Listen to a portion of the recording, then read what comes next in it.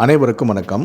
சற்று முன்பு அமைச்சரான சங்கரபாணி தமிழக சட்டப்பேரவையில் ரேஷன் அட்டை வைத்திருக்கும் அனைவரும் கவனத்தில் கொள்ளக்கூடிய மிக மிக முக்கியமான 2 அறிவிப்புகளை வெளியிட்டிருக்காரு. இதை பற்றி நம்ம இந்த வீடியோவில் டீட்டெயிலாக பார்க்க போகிறோம். ஸோ முடிந்தளவுக்கு இந்த வீடியோவை ஸ்கிப் பண்ணாமல் முழுமையாக பாருங்கள். இந்த வீடியோக்குள்ளே போகிறதுக்கு முன்னாடி இந்த வீடியோக்கு ஒரு லைக் பட்டனை ப்ரெஸ் பண்ணிடுங்க.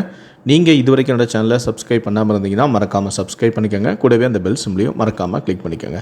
சரி, வாங்க இப்போ நாம் வீடியோக்குள்ளே போகலாம். முதல் அறிவிப்பு: ஏற்கனவே இருக்கும் முழு நேர கடைகளை பிரிக்க வேண்டுமென்றால், ரேஷன் கடைகளை பிரிக்க வேண்டுமென்றால் நகர பகுதிகளில் 1000 குடும்ப அட்டைகளுக்கு மிகாமலும் 800 குடும்ப அட்டைகளுக்கு குறையாமலும் இருக்க வேண்டும்.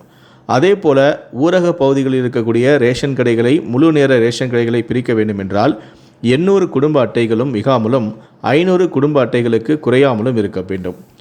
மேலும் தாய் கடைகளிலிருந்து ரேஷன் கடைகளை பிரிக்கும்போது கிராம பகுதிகளாக இருந்தால் 1.5 கிலோமீட்டர் தூரத்தில் 150 குடும்ப அட்டைகள் இருந்தால் பிரித்து தரப்படும்.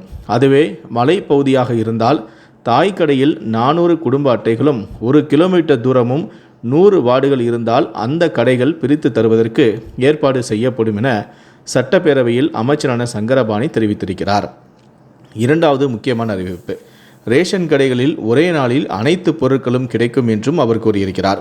ரேஷன் கடைகளுக்கு அரிசி, கோதுமை, பாமாயில், பருப்பு, சர்க்கரை தங்கு தடையின்றி அனுப்பப்பட்டு வருவதாகவும், மாதத்தின் முதல் நாளிலிருந்து எந்த நாளில் வேண்டுமானாலும் அனைத்து பொருட்களையும் வாங்கிக் கொள்ளலாம் எனவும் அமைச்சர் தெரிவித்திருக்கிறார்.